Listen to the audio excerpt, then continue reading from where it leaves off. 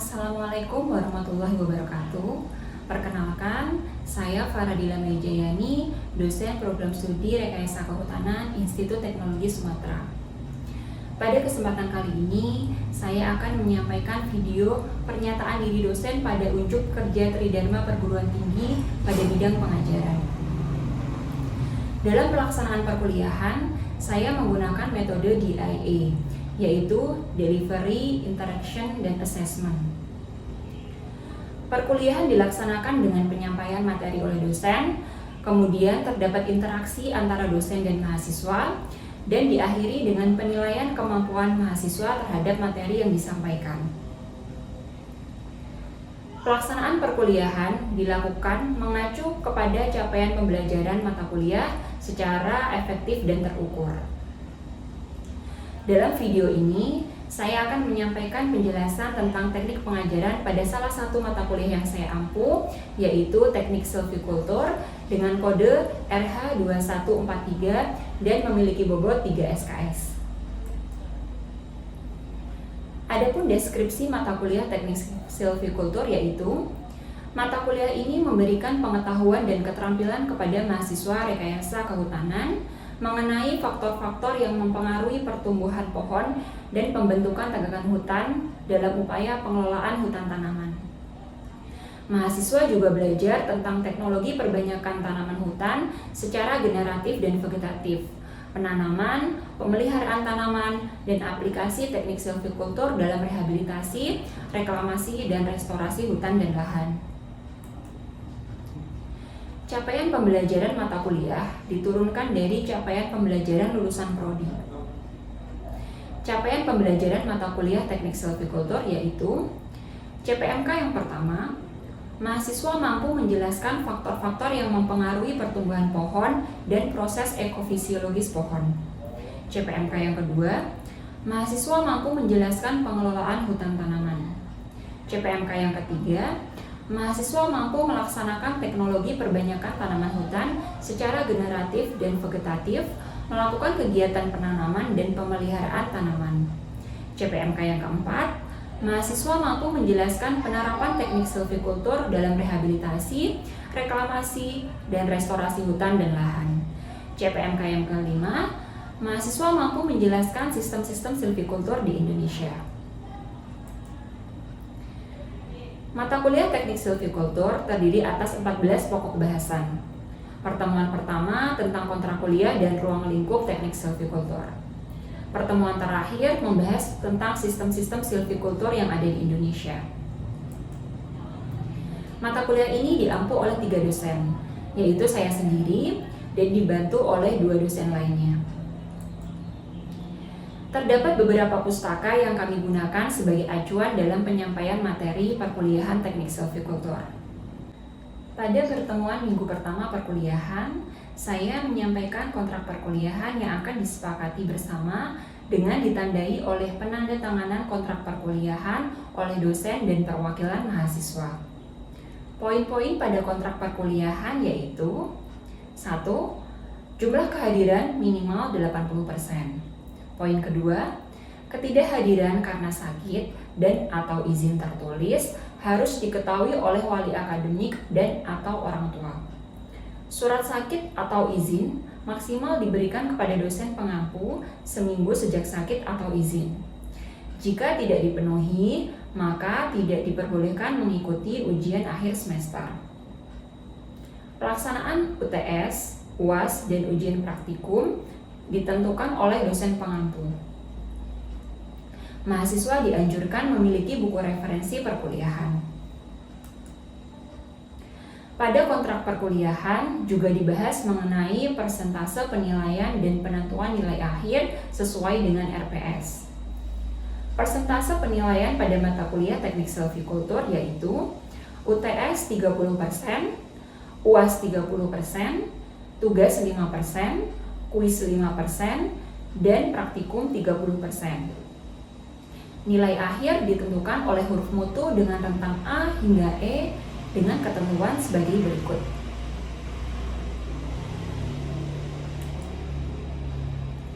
Peraturan kelas yang juga disepakati dalam kontrak kuliah yaitu Maksimal keterlambatan mahasiswa yaitu 15 menit.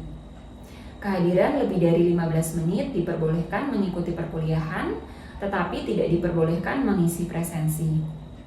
Mahasiswa wajib menggunakan pakaian yang sopan dan rapi. Mahasiswa wajib berpartisipasi dalam diskusi perkuliahan. Dilarang makan selama perkuliahan. Ponsel dalam mode off atau silent. Mata kuliah Teknik Silviculture juga menggunakan e-learning, yaitu Google Classroom, yang dapat diakses oleh mahasiswa. Dalam Google Classroom, terdapat topik-topik seperti materi perkuliahan, presensi, pelaksanaan ujian, kuis, materi praktikum, pengumpulan laporan praktikum, rekaman perkuliahan, dan referensi bahan ajar. Selain itu, saya juga menggunakan WhatsApp Group untuk sarana komunikasi dan diskusi dengan mahasiswa. Baik, jadi seperti itulah penjelasan mengenai pelaksanaan perkuliahan Teknik Silviculture. Selanjutnya, saya akan menampilkan proses perkuliahan mata kuliah Teknik Silviculture pertemuan kedua dengan materi faktor-faktor abiotik yang mempengaruhi pertumbuhan pohon.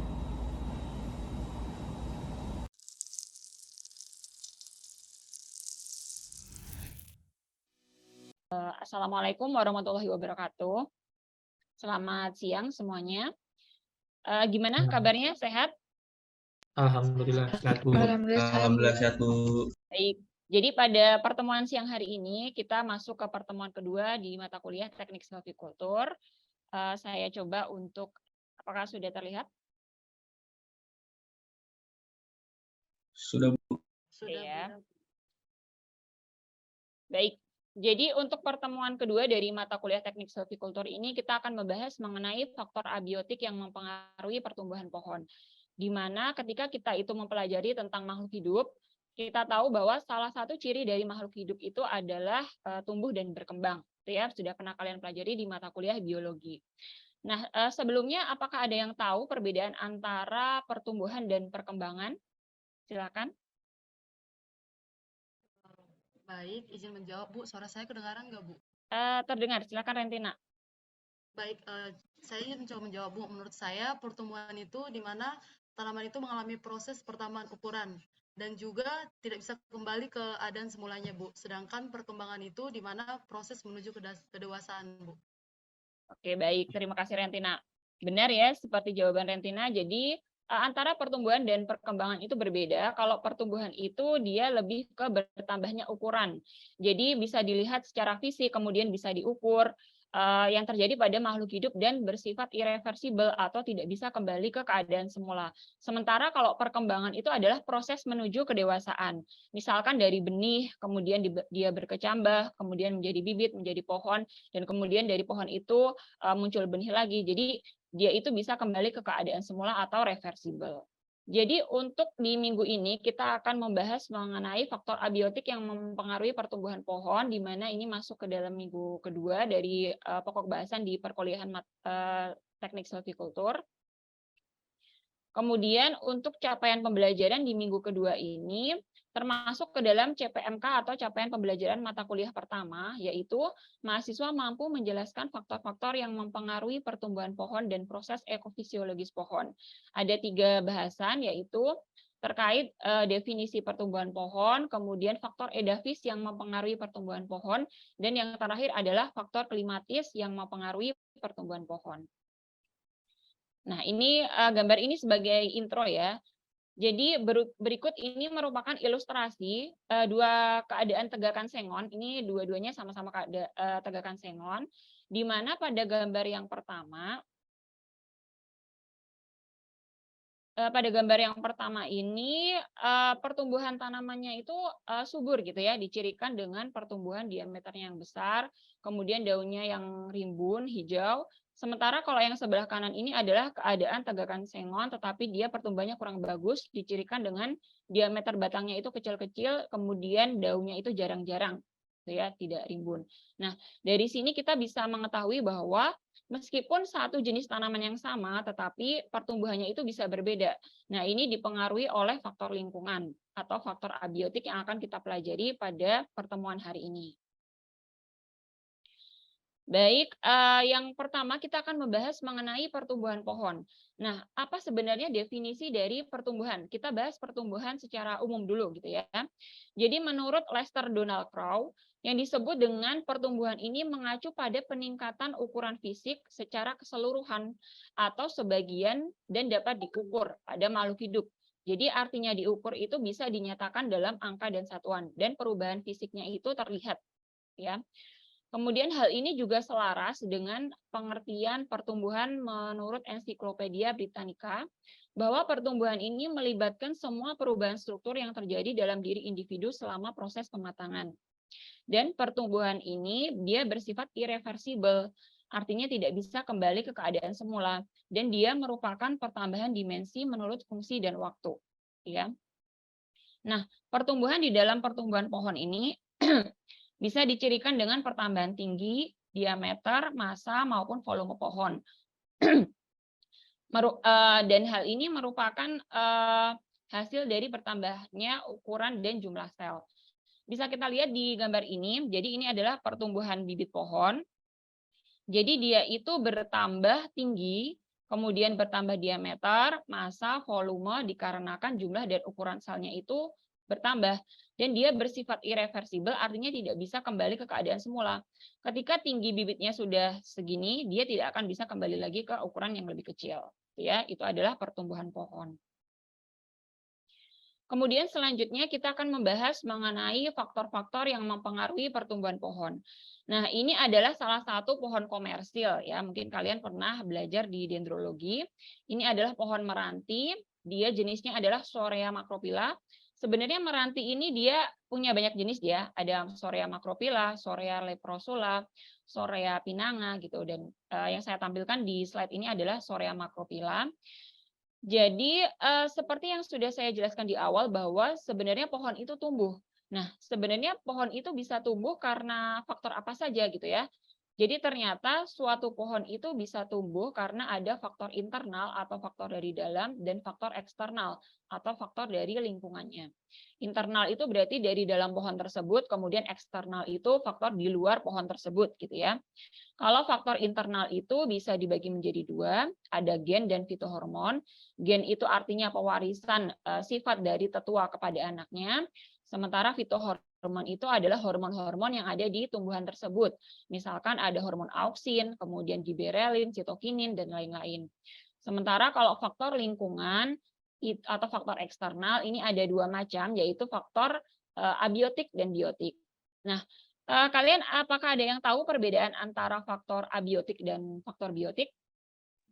Silakan. Izin menjawab ya, Bu. Silakan Dinta. Jadi faktor abiotik itu yang berasal dari komponen makhluk tak hidup, sedangkan faktor biotik itu yang berasal dari komponen makhluk hidup. Baik, terima kasih Dinta. Benar sekali ya jawaban Dinta. Jadi faktor eksternal tadi kan ada dua macam ya. Jadi faktor lingkungan itu ada dua macam, ada faktor abiotik dan biotik. Di mana kalau faktor abiotik itu berasal dari komponen makhluk tak hidup. Jadi dia itu tidak bernyawa, tidak hidup. Sementara kalau biotik itu berasal dari makhluk hidup. Nah, nanti akan saya jelaskan lebih lanjut. Nah, yang akan kita pelajari di minggu ini adalah terkait faktor abiotiknya saja, gitu ya. Jadi dari komponen tak hidupnya atau dari komponen lingkungannya. Jadi untuk faktor abiotik yang mempengaruhi pertumbuhan pohon ini ada dua macam, yaitu ada faktor edafis dan faktor klimatis. Kalau faktor edafis ini merupakan faktor lingkungan atau faktor di luar pohon yang berhubungan dengan tanah, berhubungan dengan kesuburan tanah. Nah, itu masuk ke dalam faktor edafis. Sementara kalau faktor klimatis itu adalah faktor lingkungan atau di luar pohon yang berhubungan dengan iklim. Nah, ini merupakan bagian yang merupakan ringkasan dari pertemuan kita hari ini gitu ya. Jadi faktor abiotik ini kita bagi menjadi dua, ada edafis, kemudian klimatis. Klimatis ini ada cahaya, kemudian air. Kemudian untuk edafis ini ada sifat fisik tanah, sifat kimia tanah, dan sifat biologi tanah. Di mana sifat fisik tanah itu yang mempengaruhi ada tekstur dan struktur tanah.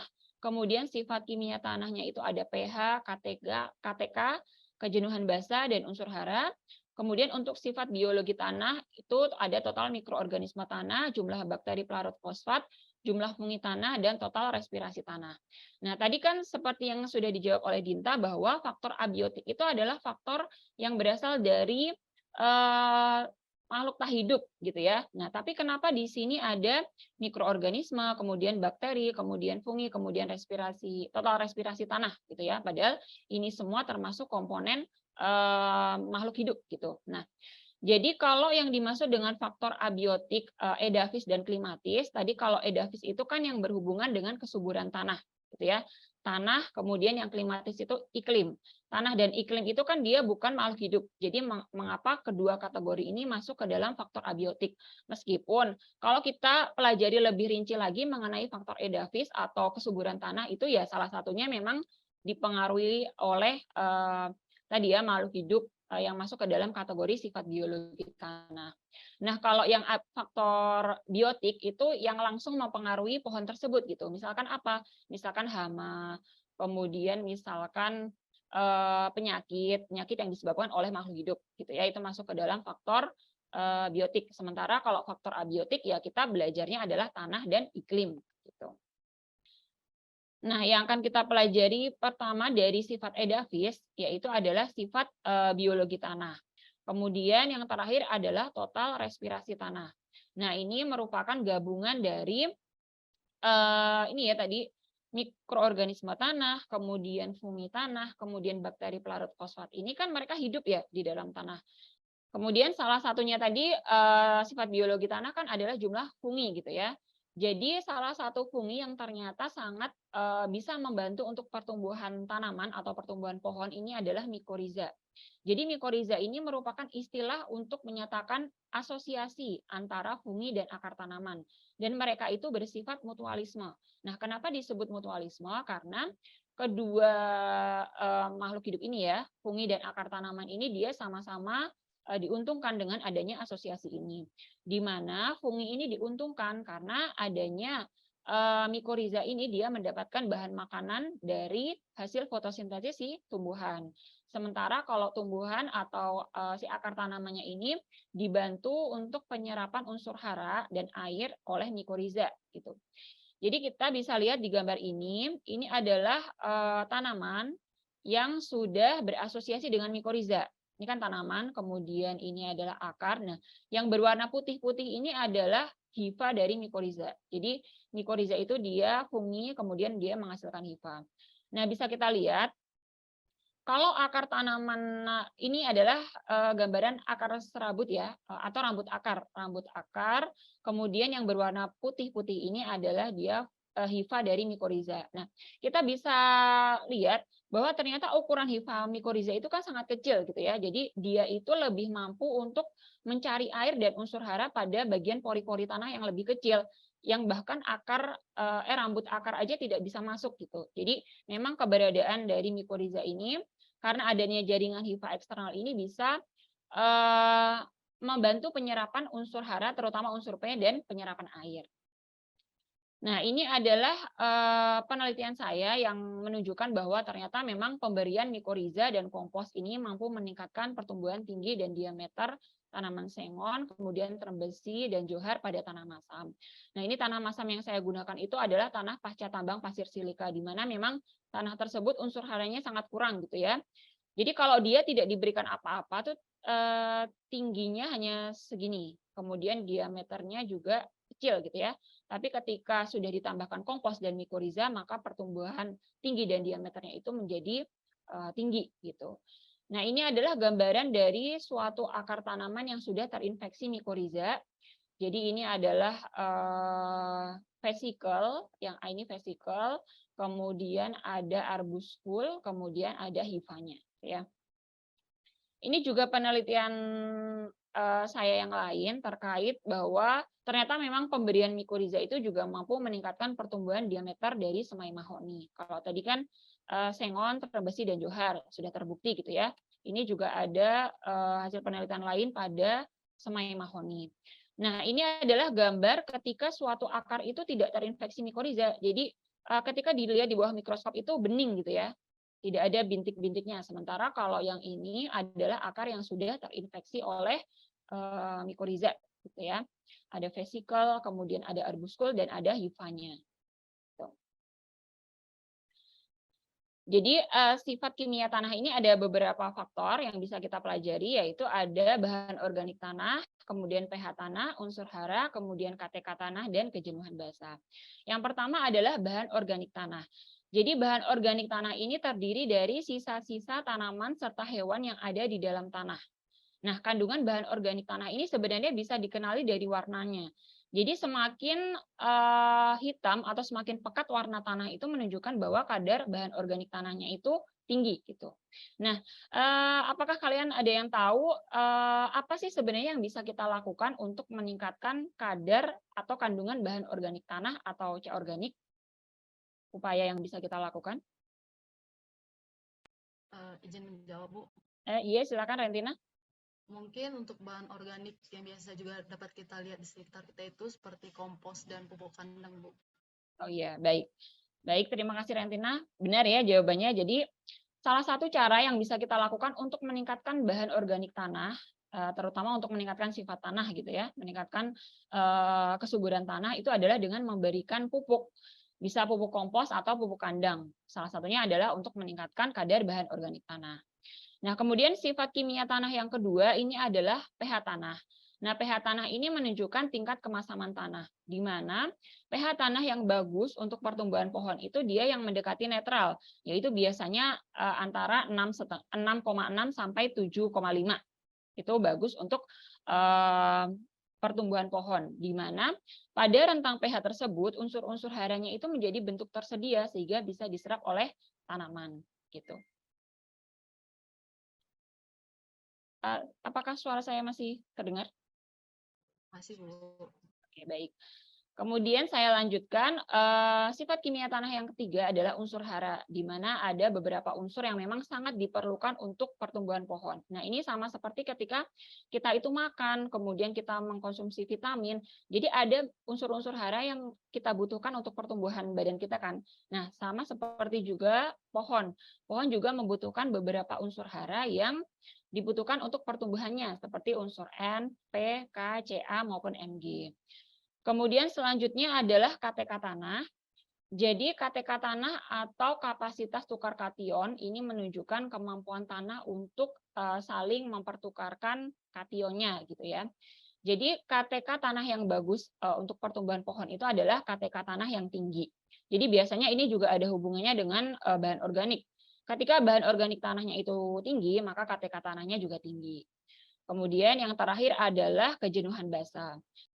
Kemudian selanjutnya adalah sifat fisik tanah. Ini ada tekstur tanah dan struktur tanah, di mana tekstur tanah itu merupakan perbandingan antara partikel debu, pasir, dan liat. Kemudian ini adalah bahasan yang terakhir mengenai faktor klimatis atau faktor lingkungan yang berhubungan dengan iklim. Jadi ada dua, jadi ada cahaya dan air, di mana cahaya dan air ini sangat dibutuhkan untuk pertumbuhan pohon, terutama pada proses fotosintesis. Ya. Jadi yang pertama ini adalah peran cahaya bagi pertumbuhan tanaman. Ini mungkin pernah kalian pelajari di mata kuliah biologi ya, mengenai proses fotosintesis.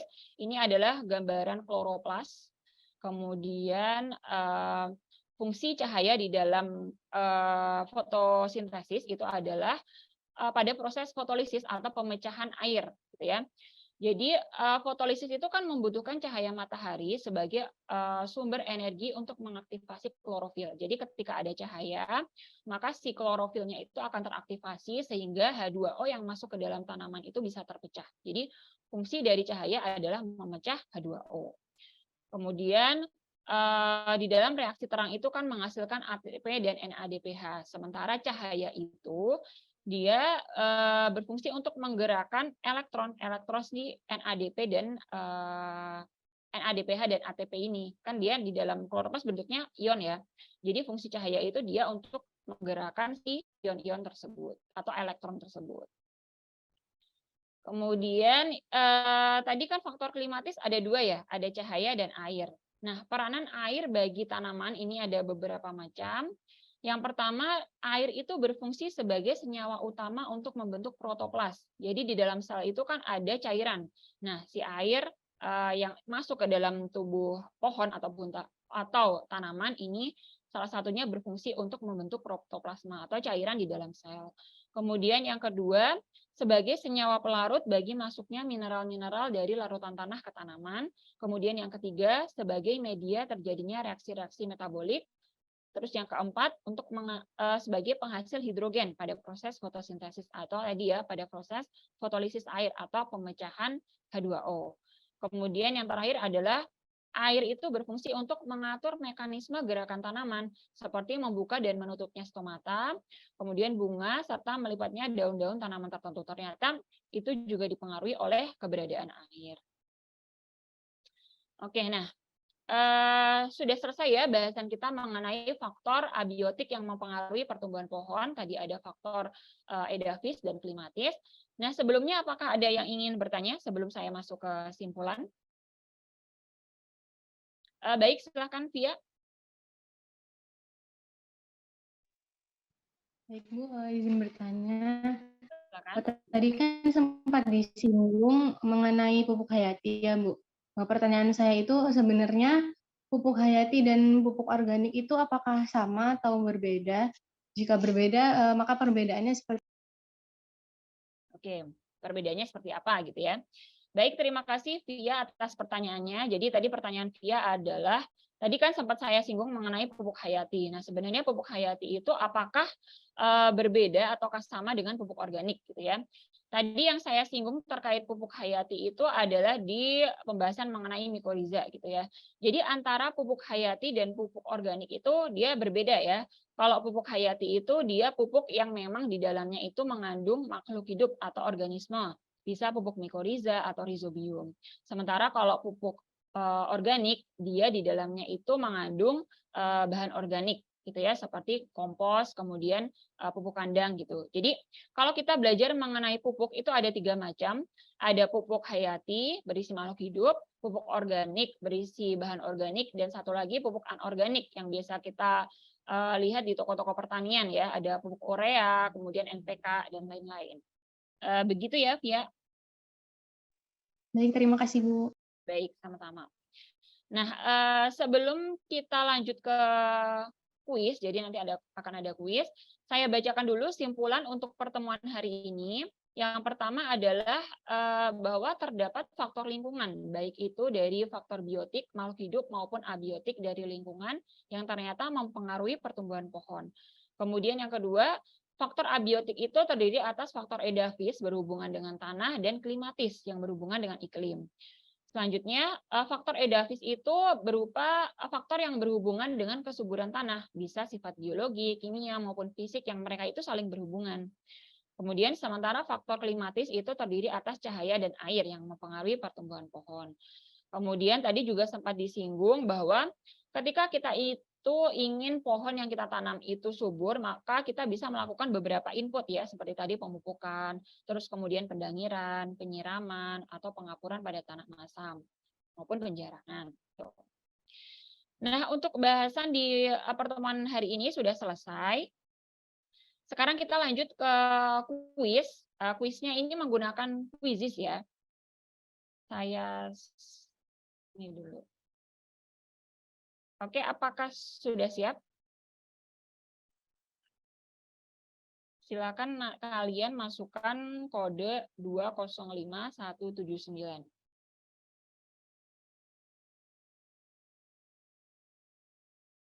Oke, sudah selesai semua ya. Nah, kita lihat hasilnya. Yang pertama ini ada Rentina, kemudian yang kedua ada Abdi dan Yaser.